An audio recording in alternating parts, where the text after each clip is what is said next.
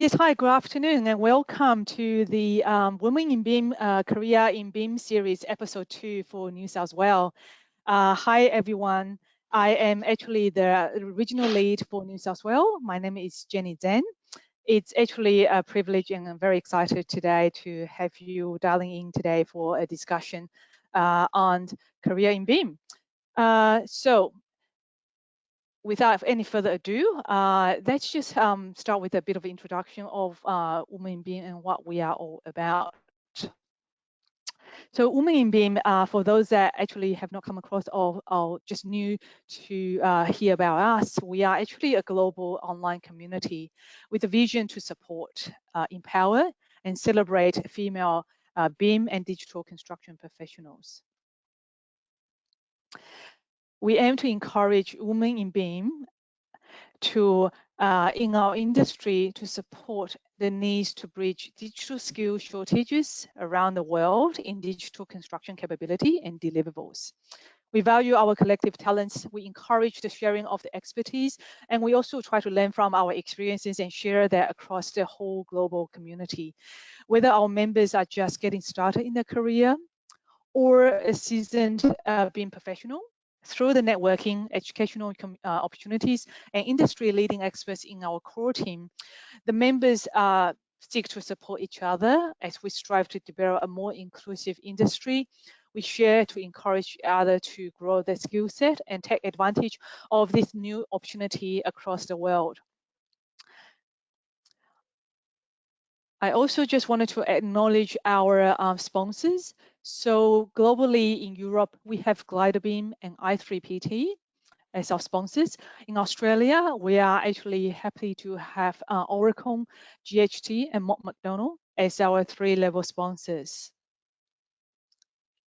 So as a starting point, before we get into the detail of our panel discussion, I would actually like to ask the audience if you can actually go to the website www.menti.com, input the code 23454605. We would love to actually hear your response and the answers to the next questions. What skill sets do you believe are required and critical for a career in BIM and digital engineering? So I'm going to keep this website and the input of the answers open. What we will do is we'll come back to this question and show some of the responses by the audience at the end of the Q&A session. So while you're actually doing that, we might actually start to introduce the speaker for the day. Now, the theme of today's webinar will focus on career in BIM. It's a panel discussion. We are very excited to have 4 specialists on the field with us today, and they are here to share their personal journeys, their interest in BIM, and also what career pathways and lessons learned they have actually experienced thus far. So if I actually may have our first speaker, Rebecca, to do a little self-intro of yourself. Hi, Jen. Thank you for Hi, Rebecca. How are you? Hi, good. Thanks for the intro, and really excited to be here on our second session of Careers in BIM series today, focused on our Australian, obviously regional leads, and you know what we feel is a critical aspect for discussion in terms of what we need in industry today. So thanks, Jen. My formal title is I'm the Principal of Digital Operations within the Oricon Group, previously Director of Digital Node, which was recently acquired by Oricon, which is a very exciting time for our organisation. But I'm also the Global Chair of Women in BIM, so we're hosting, obviously, Women in BIM sessions all around the world at the moment, which is really exciting. One of the things that I've just also done is I've popped in the menti.com and the code into the chat box. So if you need to access that data, the information's there, because as part of the Career in BIM series, we really want to gather some data from you as to how we can effectively support future skills and the growth of our industry, and basically to bring in people with the right skills to be able to deliver on our projects. Certainly, it is a very important part of the role that I now sit in within Oricon, as well as obviously my role as the chair within Women in BIM. So thanks, Jen. Really excited about today's conversation, and I look forward to our discussion. Thank you, Rebecca. Our next panel speaker is Wesley Ben, the Executive Chairman for Digital Built Environment Institute. Wesley, if you kindly can give us your bit of self-intro to the audience. Good morning, everybody, and thank you for having me here. As Jenny said, I'm the founder and executive chairman of the Digital Built Environment Institute, and the goal of that institute is to foster and support changes, improvements in productivity and sustainability across the entire life cycle of the built environment, to recognize the problems that we as an industry have at a fairly deep structural level, and look at the ways that we can respond to them. I personally am an architect by training, ran an architectural practice in Sydney for a very long time, doing projects in New South Wales and around the world. Also a very early adopter of Revit and BIM tools over the years, picking up Revit back in version 0.8 in 1999. So became a consultant teaching people about how to use a product like Revit, and then eventually more broadly questions around BIM technology adoption, process change and management, and led from there into the establishment of event series and the activities that DBI itself now does, as well as the fact that I have and continue to teach at several universities here in Australia, in China, and in the US. So that's me. Thank you, Wesley. We are very glad to have you today. Our next panel speaker is Nidhi Sharma, who is currently the Principal Digital Advisor, for Mott MacDonald. Nidhi, welcome, and please give us a little bit of a self-intro, please. Good morning, everyone, and thanks, Jenny, for having me here, Rebecca having me, and this is my first speaking session today, and I'm kind of very excited to share my journey with everyone. And it's my formal title. My title at the moment is Principal Digital Designer with Mott MacDonald. I'm with Principal as a digital designer. I have another title, which is Digital Engineering Lead for Sydney Metro Western Sydney Airport Line. So it's kind of a very exciting project where I'm putting all the framework of digital engineering kind of as a delivery framework for the whole line, and it's amazing kind of an experience that gives me an exposure, has given me a great exposure, working with multiple stakeholders, including our client, Sydney Metro, and and presenting how we're going to deliver, how we are delivering, this as one of the digitally, kind of an advanced project in total. My background is actually architecture. It's kind of interesting that my journey is that from architecture to engineering and also to digital engineering. And it's pretty amazing that what I have achieved in the last 15 years. And I'm quite a technical person, I'm doing sort of digital management at the moment on my project. So it's amazing to see how, I've used my technical skills and my digital management skills on the project, and bringing everything together in that kind of space. My expertise area usually is digital delivery, implementations and roadmaps, and digital execution plans, standards development, and training and mentoring. Apart from this, being in digital engineering, my strongest skill set is actually parametric design.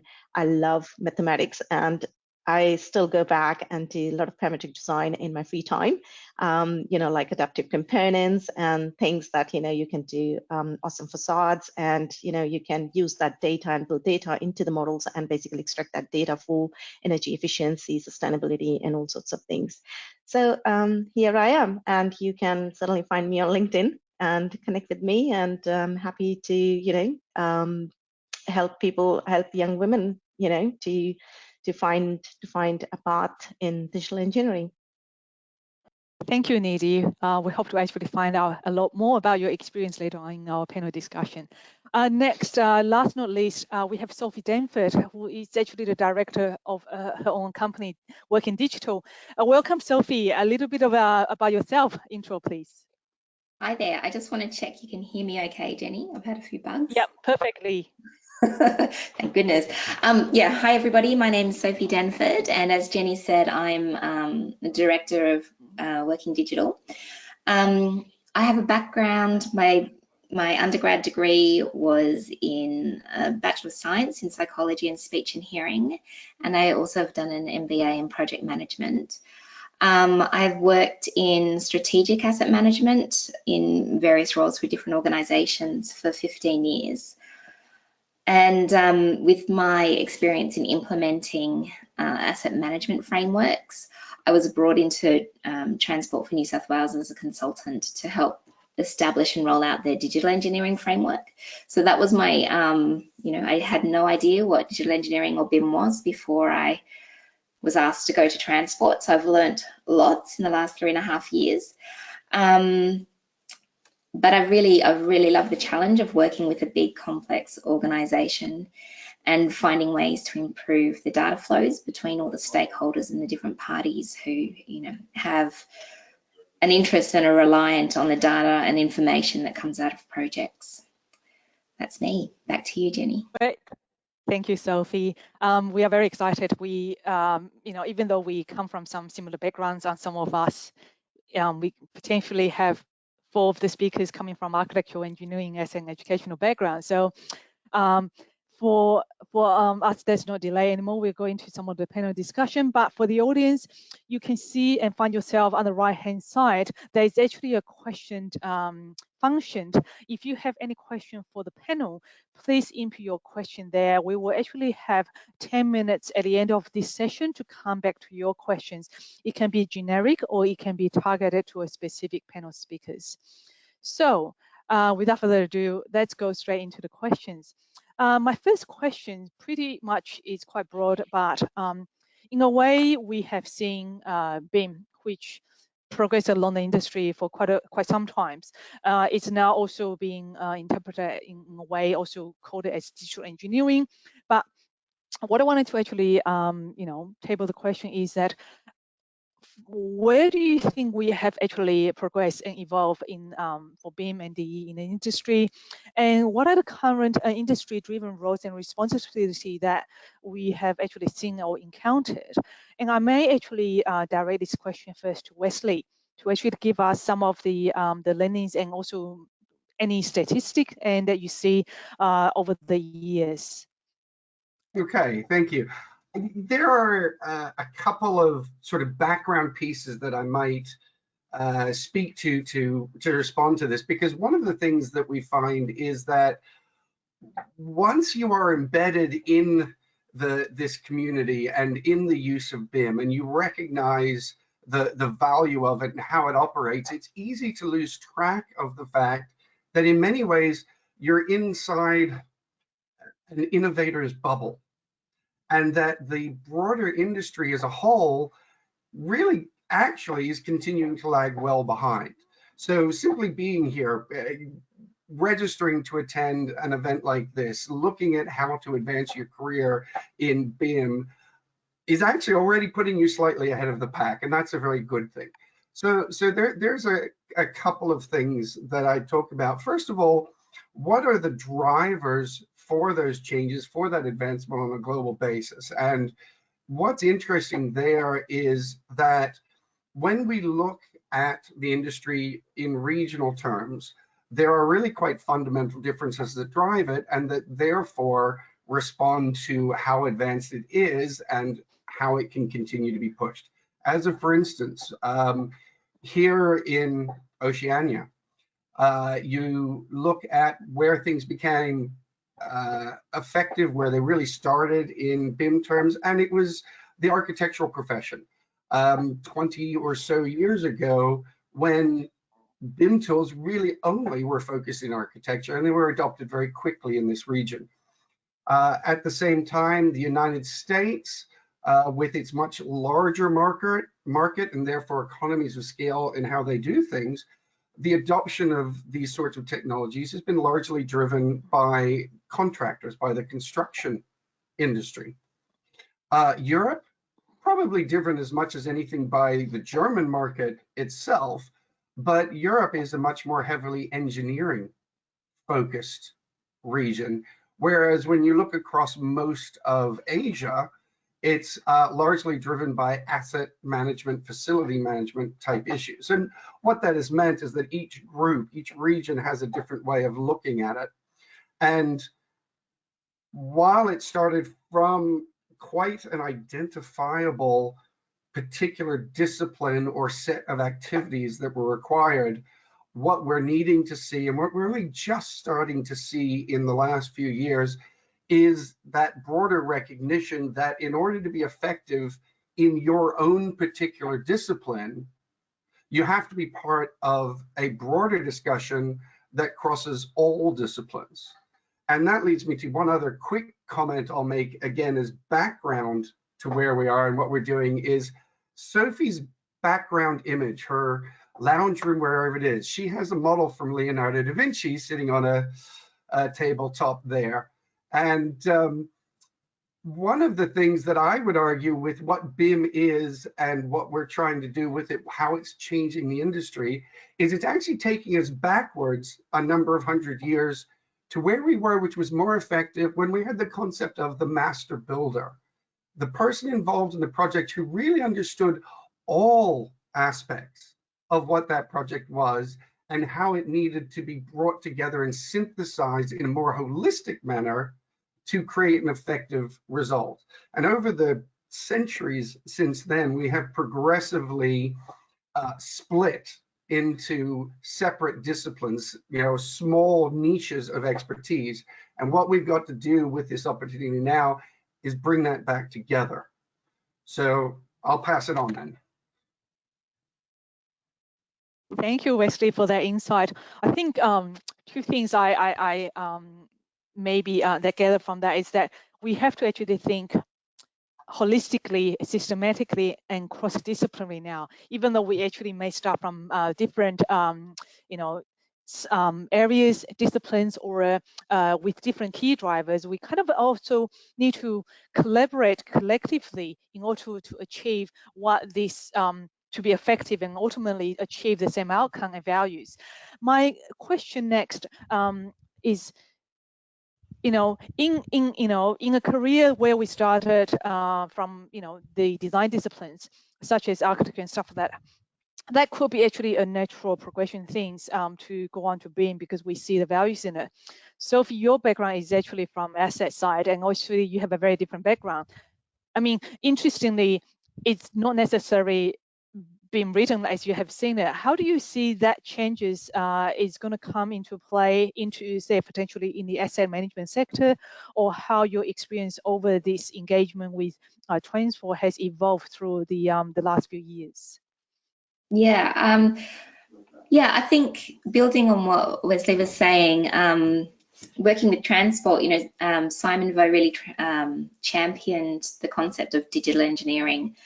As a concept, I mean, equivalent potentially to BIM, but just to try and get a cultural shift away from the mindset that it was all about just the 3D model. BIM and digital engineering is about, as Wesley said, across disciplines. So the way I approach it is within, an organization. If you're creating data or information or a consumer or user of data and information, then, you're contributing to digital engineering or BIM. And, the model is a really great way of visualizing a whole lot of information, but it's not necessary to be part of BIM or digital engineering. It's more around information and data flows and being able to connect all those things together.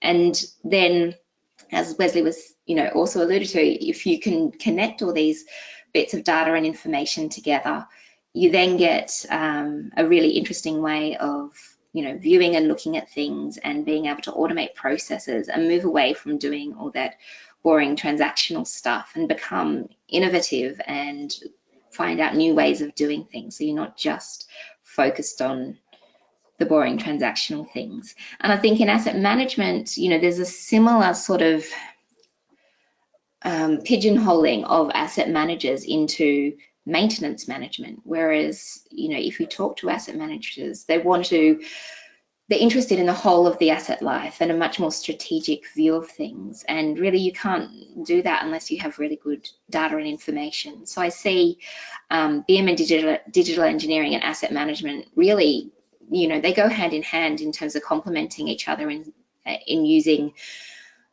data and information and having good processes, and then using technical solutions to help support and give people access to and view that data and information and make good decisions. It's all around making good decisions and running our assets well. Yeah, thanks, Jenny. I'll pass back to you. Yeah, thanks, Sophie. I think there's a important point that you just made. Where we are at nowadays, it's not just about increasing productivity, you know, which is quite transactional, but it's also a cultural shift. And I think, you know, to follow on from, you know, that cross-disciplinary things, unless each discipline and also each of the different side of the, you know, whether it's client or the delivering party, actually has that different mindset going forward, aligning the values that we are trying to achieve together, it's kind of very difficult to actually, you know, drive the same outcomes, isn't it, going forward? Because BIM is not just 3D modeling now, that even though that's where and how it started, we should have evolved far across and above and beyond that aspect. So my next question, probably also, you know, to support a lot of the new generation and up and coming younger generation, is if we were to start a career in BIM or digital engineering, how do we do so? Because we hope to actually inspire a lot more younger generations to come into the same space. And obviously, we wanted to increase the diversity as well in our industry. What do you consider are some of the challenges and roadblock? And Nidhi, maybe you can actually share some of your journeys on how you see people can start this journey on their side, and what are some of the roadblocks that you have experienced through your experience? Thanks, Jenny. It's kind of very exciting and interesting journey that I have been through, and I'm still going through. It's kind of interesting to. The first thing is we really need to acknowledge that, you know, BIM actually is not the same thing, you know, for it is a different thing for everyone, let me be honest. So if you go and work for an architectural firm, it's a different thing, and the expectation is totally different what you really mean by BIM. When you go and work for a general contractor, it's a completely different thing, because we're talking then about VDC, which is visual design and construction. And if you're going and working for a fabricator, it's a completely different thing altogether, because we're more focused on accurate detailing and you know, and a fabrication process. So it's very interesting. And coming from an architectural background, so when I started my career in architecture, I was very passionate about design, obviously, but I was very passionate about technology. So for me, efficiency was something was the key. My strongest skill set was in documentation, but I found that doing so much documentation it's not getting anywhere, you know, all these details that's going onto the drawings really say, I mean, they're becoming like redundant by the end of the day. So what's next? So when I started learning, I'm also one of the early adopters of Revit, and started using it, Revit back in 2014. And immediately I saw the power of the tool in terms of, you know, how when I was modeling, I was actually learning the construction process and the building, how it was coming together. And the thing was that now, it was like almost 15 years ago when I was in the industry, and people were more into CAD, and there was no willingness to change. So it was quite a hard one. So I started using Revit, but for next 3 years when I changed my career, like I kept changing career because I was contracting at that moment, I was still using CAD, but not Revit. So, but then a point came that where I said, no is no, you know, I need to use this tool and be able to tell people around me that what this tool can do. So then I started in my interview process. I would actually take my laptop and I'll take the model with me and I would actually show it that this is what it can do. And this is what we should really be doing. And this is how I changed my career path from being an architect into more as a BIM specialist. So my first job really was a BIM specialist, where I said, give me a few weeks, I will still do documenting, but I will, as a part-time, as 50% documentation, 50%, I will start rolling your CAD systems into Revit. And that was quite groundbreaking. And when in a few weeks, I showed them what I can possibly do and what we can possibly do with this tool. So from one license, we went multiple licenses. So this was the roadblock, but then it didn't stopped me from what I wanted to achieve. And it's about just basically making sure that, you are telling people what's out there in terms of technology. So and basically from and learning what you have learned so far and basically share it with the people. The other thing I would say is the roadblock what I faced was while I was on this journey of BIM and progressing. I wanted to really progress and make a way up because I see so many, because it is a male centric kind of very male dominant profession. BIM still is, and we hardly see women around. And it's kind of, and that's where I still remember when I went to RTC back in 2014, and I was like, that was my first RTC, which I paid from my pocket, really. And and when I went in there, I was very nervous because I could see only men around me, tall, who talks about technology, and I was very nervous. And then I met Katja Gard from Buck & Grip, who was one of the speakers as well. And she said to me, don't be nervous, you know more than a lot of people here. And that was the moment. And I said, okay, this is it, and I can't look back. I have to move forward. And today I can seriously say the amount of the confidence I have, and I have come such a long way, is that no matter whatever the roadblock is, there will be always roadblocks. For example, technology in itself is a roadblock. There's so much technology out there. You always are confused with the technology that, okay, shall I learn Revit or shall I run ArchiCAD or shall I run Solibri or shall I run iConstruct? So what is going to be useful or what's going to get me the job? It's not about getting the job. It's about finding your passion. It's about finding exactly what you really wanted to do in terms of BIM and digital engineering. So, for example, my passion was parametric design. I started with parametric design. Family creation was something absolutely I could do for hours without any sleep, and I loved doing it. And putting standards together obviously was another stronger skill set that I had. And I started evolving my journey using the skill sets that I had. And that's, I think, where it becomes really important to identify what your passion is in terms of digital engineering. And BIM and digital engineering both have come a long way. So what does it mean is that it's not limited to just 3D modeling or parametric design. There's a more to it now. There's automation, there's data analytics, there's a lot of programming that has come into factor, that because we want to automate a lot of processes that can be very time consuming. For example, data analytics is a very powerful tool, for example, to communicate with the upper management and tell them exactly what efficiency we are achieving using BIM and digital engineering in our space. So that is a specialized and a niche area. So if you're coming from an IT background, you can kind of switch, women who are very passionate about data and data analysis, they can take that opportunity and move into those side of things. Then people who are very passionate about assets, that we are trying so that we can extract data out of the models. We're trying to build correct data into the models using the correct classification code systems, for example. And so Australia is actually doing a lot of work, and I would say Mott MacDonald, I see, has done an amazing piece of work when it comes to streamlining those technologies in kind of place. And I see at McDonald, I'm literally not lost. It's very like, streamlined the way things are at the moment, and we have got like, what are the client's expectation is, what we can deliver, how we can write those expectations, where we can improve in terms of, and building that kind of data and extracting that data out of, those models essentially.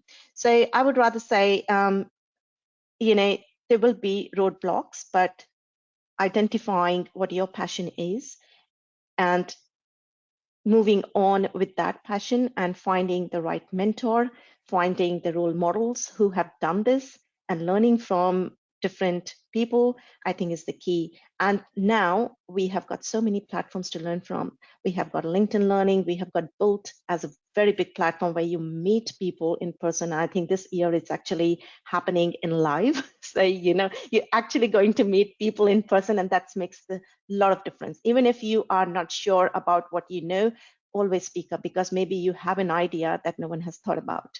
So I think that's really is the key. So Yeah, back great. to you, Jenny. Thanks, Nidhi. I think there's a lot to take away from where you what you've just said. And technical skill is quite of fundamental for us in this industry. As with the different speakers, we all have our fundamental skill set, but we kind of always question what's next.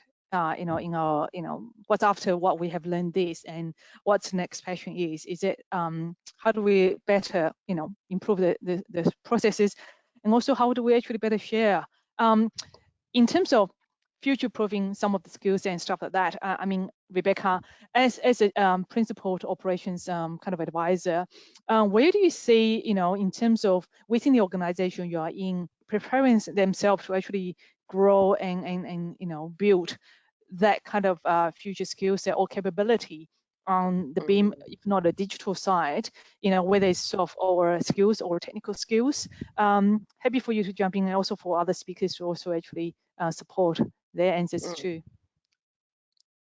I mean, there's so many ways we can I guess move the discussion. I think today really is about, I guess people taking away where they could potentially go in terms of a future career. I think it's amazing that we've got such a great, I guess, varied backgrounds from the different panelists today, which is just wonderful.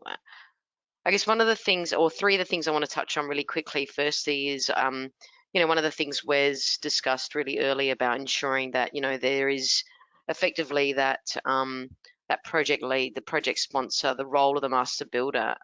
If you're looking at a career in BIM, where could you potentially sit in terms of what disciplines could you sit in to support acting as that lead role on a project, specifically when it comes to BIM or digital engineering?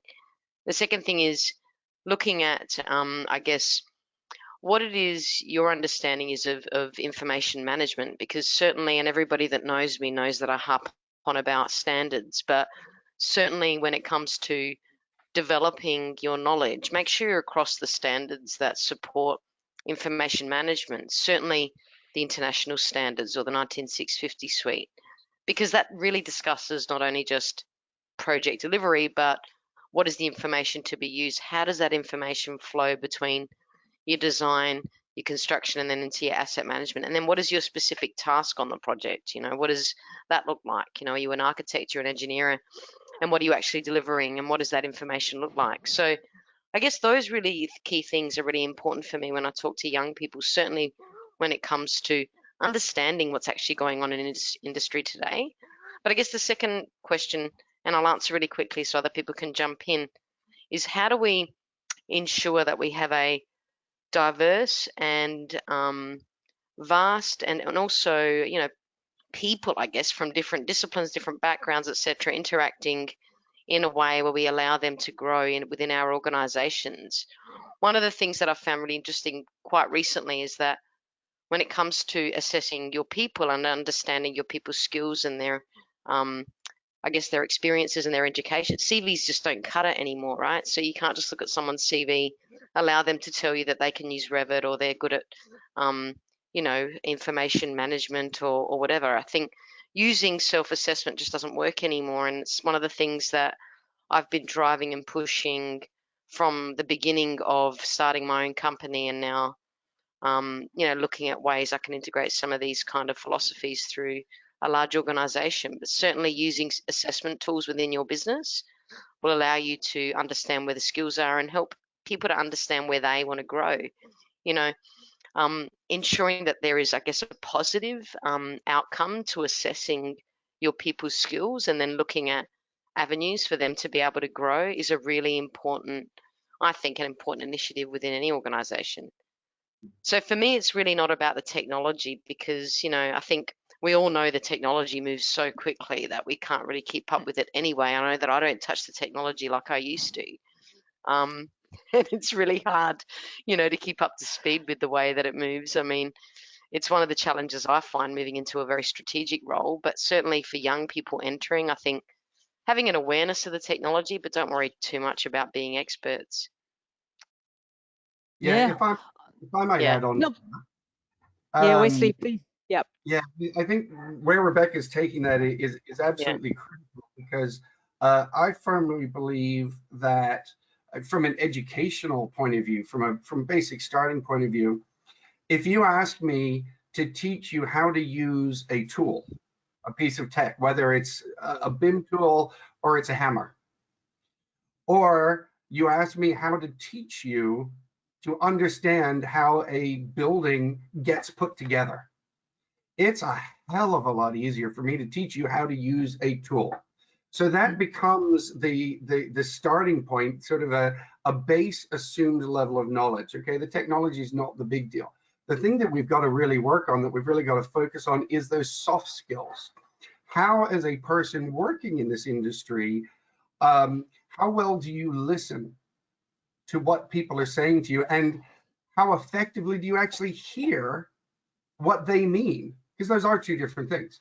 Then once you've done that, how do you analyze the information you've received, and how do you synthesize that into a response that gives that person the outcome they're needing? Because all of this, in the end, whether we're using BIM tools or pencils and paper, they're just output methodologies. BIM is vastly more effective and efficient, but it's an output. And what is it we're actually trying to achieve? Not an output, but an outcome.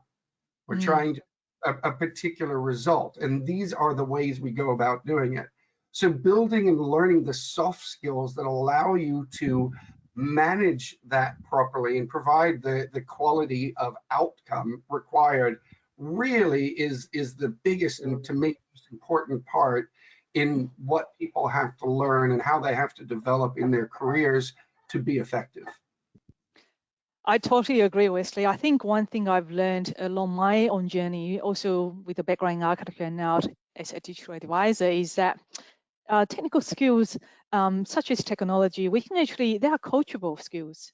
You can actually learn that. You can actually, people self-taught, downloading a YouTube, clips or something. But soft skills are such as management skills, they takes experience that you need to be built and accumulate on that skill set. It takes a different level of thinking, especially in terms of communications. If you actually are so technical but you cannot communicate your thinking and the methodology across to your team, you are not going to get the outcomes that you have, as you wisely put it, that we seek to drive and achieve across all the project, even actually across a deliverable or documentation. I guess, coming maybe to Sophie, if you want to provide your insight, because, communication from you having actually now learned about the E, also communicate back. There must be a little bit of that shift in also your skill set on the soft side as well. Yeah, I guess my involvement with digital engineering, I never touched the tools.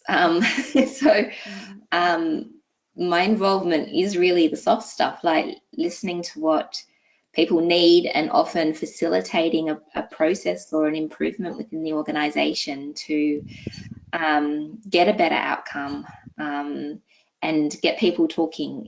Wesley was talking about the silo disciplines before.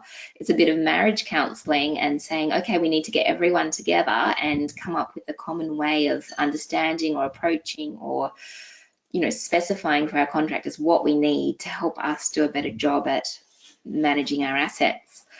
And that's, yeah, and I guess with the maturity of digital engineering in a lot of organizations, as I said, everyone who's creating and consuming data becomes a digital engineer. It's like with quality management, you know, it's everyone's responsibility within an organization to understand the quality management system within the organization and contribute to it. The same with digital engineering. And with the change that's going on at the minute, you know, I think there's a lot of opportunity for people with different skill sets, not just the technical skill sets, but people like me who can come in and help stand up a practice within an organization and, you know, go through the change and go through the training and go through the upskilling and the education. And, you know, we've got enterprise architects in our team, and we've got people who are good at the tools, but we've also got trainers and change managers. And, you know, it really takes the whole sort of, the whole rounded holistic approach to get it working within an organization. So there's lots and lots of opportunities within digital engineering, particularly at the moment when we're quite immature in industry. Definitely. I can see a trend. Sorry, Jenny, Nydia. Sorry. I just have to add on something to it. It was a very interesting question that you actually threw back onto us, especially coming from a very strong technical background. You know, a woman who likes to learn and who wants to be technology driven, and now I'm more into leading and more management side of things. So what I have learned in terms of communication, effectively getting the project done, it's not a one-man job. You can never get a project delivered just by yourself. So you have to build an army. And to do so, you have to train them. So you have to do the knowledge share. So, and that's what I have learned effectively, is that share the knowledge. What you have gained is give it out to others so that they can also and train them up. So it's like train the trainer kind of a concept. It took me a while to come out of that kind of zone, because I was always insecure that I'll lose my job, but actually it actually doesn't let you lose the job. It actually builds you up in a way that, you know, people look at you as more of role models. And currently I've got a team of some young women around me, and I'm so excited when I actually give out what I know and give my knowledge to them. So I think that's a very, very stronger skill set in terms of an effective communication, is share your knowledge with the younger generation of women coming up, so that you can see more women around you in digital engineering. Yeah, I'll add to that, Nidhi, and I think it really aligns beautifully to the mentor scheme, which we've been running now. This is our second year of the mentor scheme, because one of the things that have come out of that is that all of these young women that are effectively enter careers in BIM or digital engineering or digital construction roles, or even, you know, on the kind of facilities or asset management side, are generally technical specialists, and they want support and guidance effectively on how to move into these management roles. They don't really know how to get there, right? So they are looking to people like us to give them that guidance and that support. And I think it's so important for us to act as role models, because one of the key and it's all of the people that we know, I think, in BIM or digital engineering, one of the key things is that we all just want to share what we know, right? We're just those sorts of people. We have those sorts of personalities, I think. You know, we're interactive, we're open, we're really collaborative. And, you know, I think without having those skills, you just don't have the ability to succeed as well as you could in these types of careers. Yeah, definitely. And I think that one of the things that Women in BIM is to support is to, you know, engage and network as many role models that we can seek, like, you know, today's panel speakers are, and actually become that portal that people can come in and connect with the network, and then seek, you know, what they wanted to find out as a pathway and go further with a career path. Interestingly, some of these collectively, you know, with the speakers' comments, we're seeking a bit of that and technical side building on the soft skill, but at the same time, you know, people that used to have relying on soft skills also trying to learn about all the technology as well. So, you know, we're trying to actually bridge that gap and connect the dots as well. So, you know, we're sharing knowledge collectively and collaboratively, and it's not just, you know, as we put it before about transactions, it's not just you know, one off and in silos. We're trying to actually create an aligned value set at the end of the day. So, that value lives on, continuously, whether it's individual, with the organization, or on projects. So the value is sustainable for future growth. We're coming to the thing. I just have one last question, and this is probably also open to the panel. We identified the skills, we identify, some of the journey that we all taken on, and most of the time we might not have the same role model that we currently, the industry have, or the support, or we have actually, I wouldn't say derail, but actually evolve to a different pathway. How do we actually better support, or where do you see what we can do within the education system to improve and better support this development of the skills in our industry? I might just go to Wesley first, because you sit across the institute side for the industry. How do you see some of the measures, or the factors that we can build in to support our next generations to better improve that system?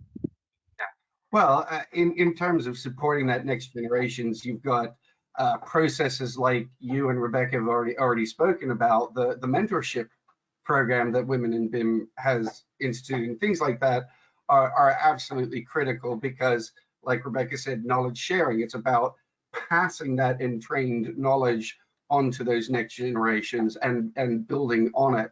And I think that from an education point of view, one of the things that's truly critical is the recognition that you go through a university degree or through a technical training course or whatnot, it's not finite. That you haven't done that and then you're done with your education and you move on to your utilization. No, education has to be a lifelong endeavor.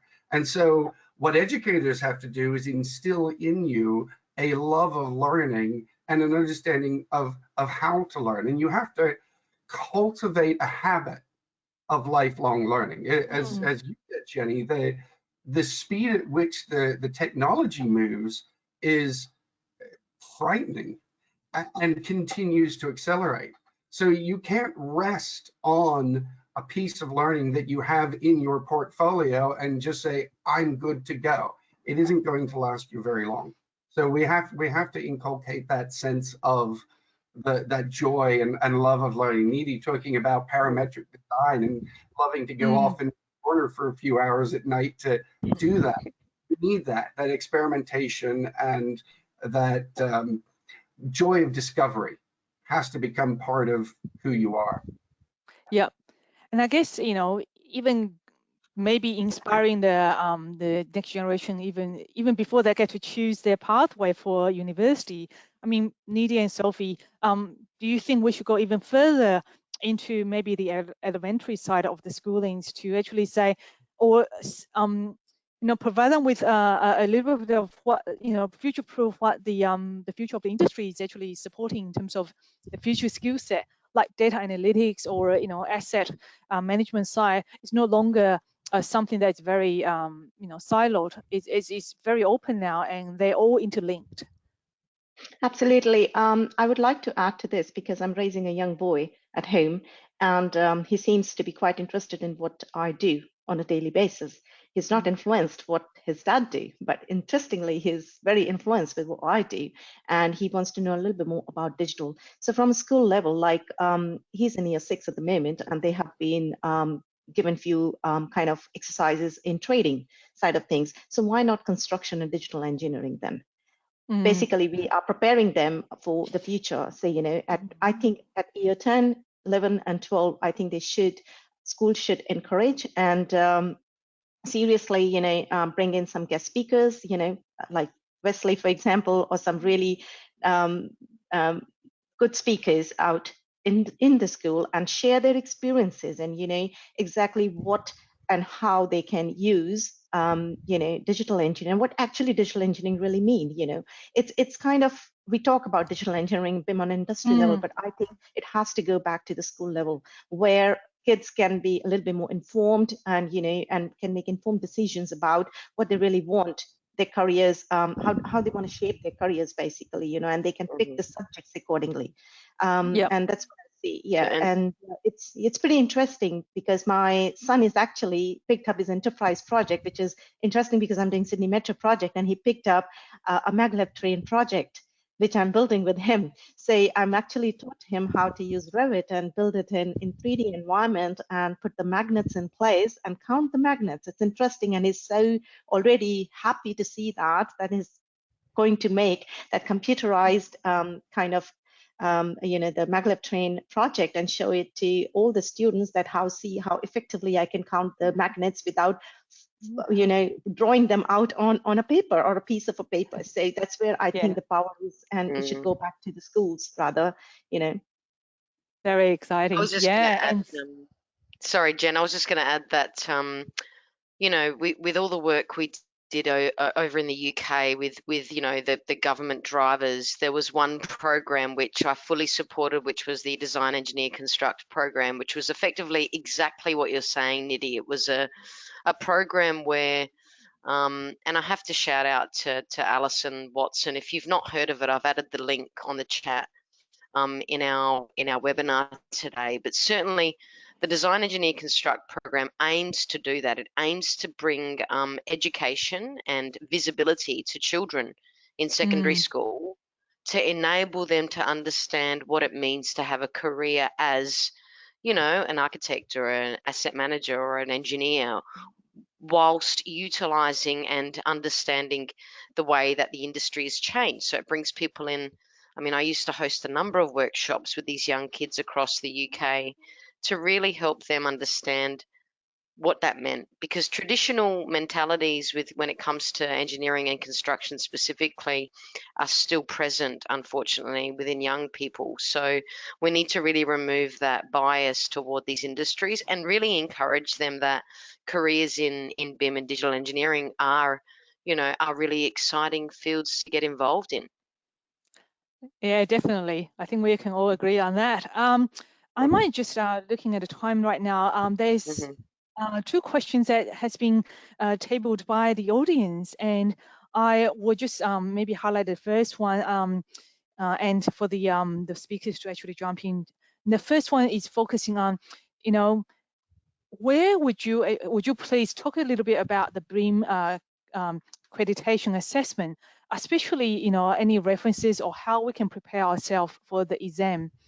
I think that's just an open question to the speakers. Anyone wanted to actually take the first response? So BIM Creds is currently being updated to reflect the development of the 19650 series. So really a one-liner from me would be to ensure that you are you understand, I guess, the concepts and principles of 19650, as well as having some experience on BIM projects in this region would be my advice. Yeah. Any other from the speakers? Funnily enough, yep. Sorry, go ahead. No, Wesley, please. Sorry. Yep. I was actually simply going to say that I'm not actually up to date with what is required in that accreditation testing system, so I'm probably not able to answer it effectively. Apologies. Yep. I would say from my own perspective to support what Rebecca just said is get as close to as many digital projects as you could to actually have that practical experience learned, and have a look at what the criteria are and what are the values being actually evaluated under. That will give you quite a bit of a foundational knowledge, I think, on what you're going to be tested. And if you actually have not got the knowledge, raise your hand either to your reporting manager or to the company to say you wanted to actually acquire that knowledge. Very similar to how we kind of, prepare for our chartered or other registrations for our kind of side of the professional services registrations are. The second questions that we have is actually a bit more emphasized on, if we actually have most of the company placing a huge emphasis on productivity and also seeing the learnings and upskilling as a non-productive task, how do we actually balance the busy workload in a senior position with upskilling and continuing to learn about new tools and processes? So I think that's actually kind of how do we balance the to maintain our work load on trying to manage the team, if not a project, but at the same time upskilling ourselves to learn about other skills and also tools. I think to this I'll add, it definitely takes an extra time and extra pressure, and I've been through that. I have spent nights in my own personal time to upskill and basically sell it back to the company that it's very important to upskill and put some time aside into training and mentoring. And it definitely takes a lot. So there's something to give in and something to take from.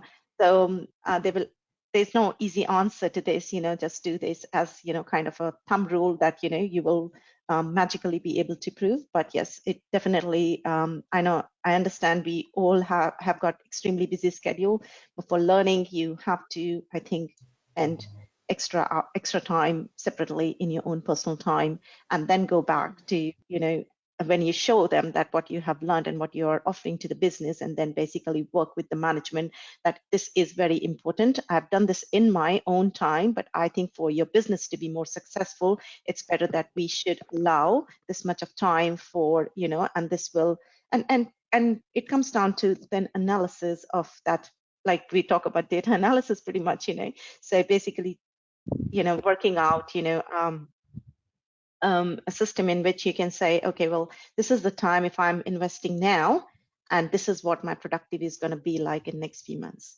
Say, and this much, how much time I'm going to save you. And if you'll do it for 10 more people, imagine how much time you're going to save on, if you'll invest some time and money on upskilling, at this stage. I mean, this is my thought. Yeah. Yeah, I think it's not just individual, isn't it? For the better benefit of the greater, outcomes.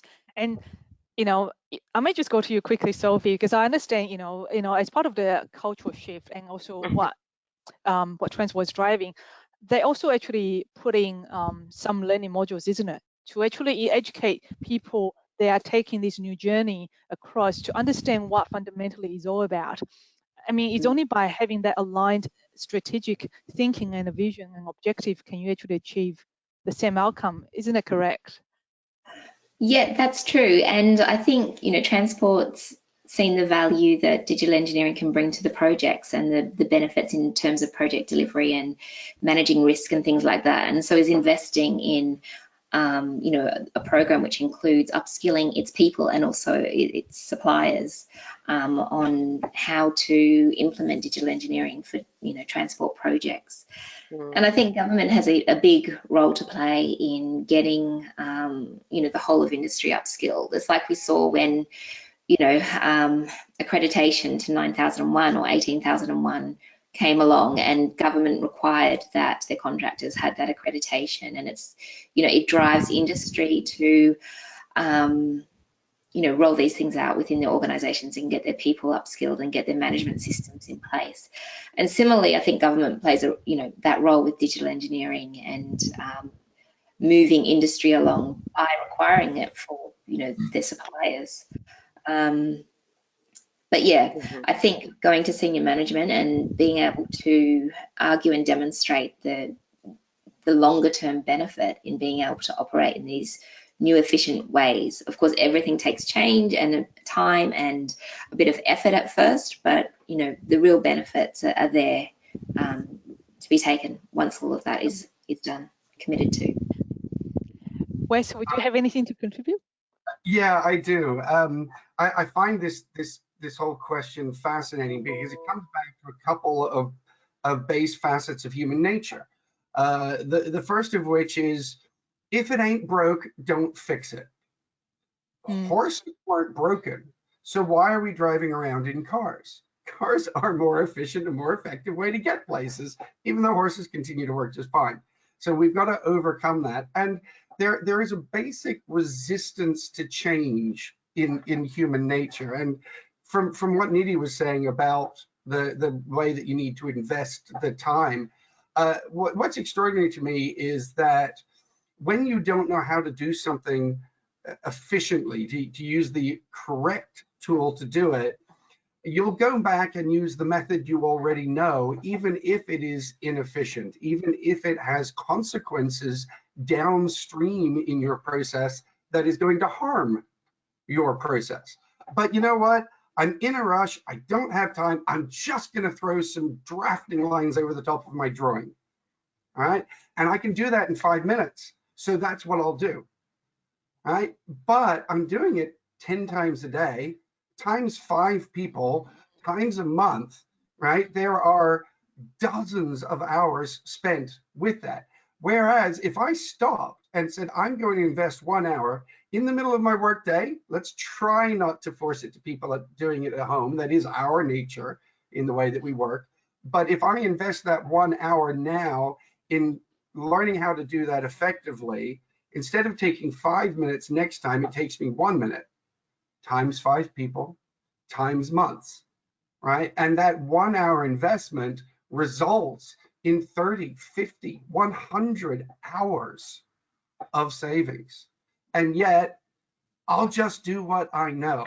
So it is something that we have to fight in our own human nature to overcome, because it's quite easy to demonstrate the actual value add of learning the right way to do things.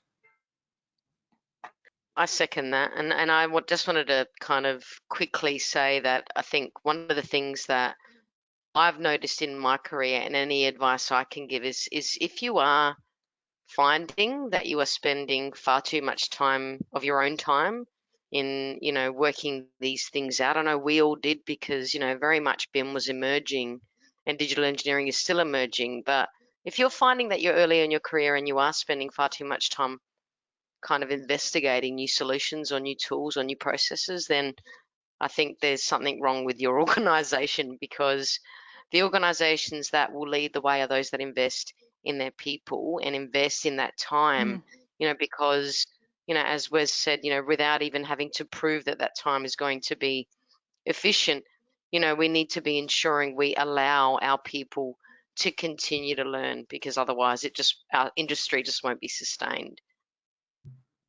Yeah, thank you. Thanks, Jen. And I think that is probably the end of our panel questions and discussions. I wanted to actually, before closing, thank all the speakers today for spending their time to actually, come in and answer all this and respond to all these, questions that we actually are facing, and also provides insights to people that are on the journey or about to step into this exciting new space.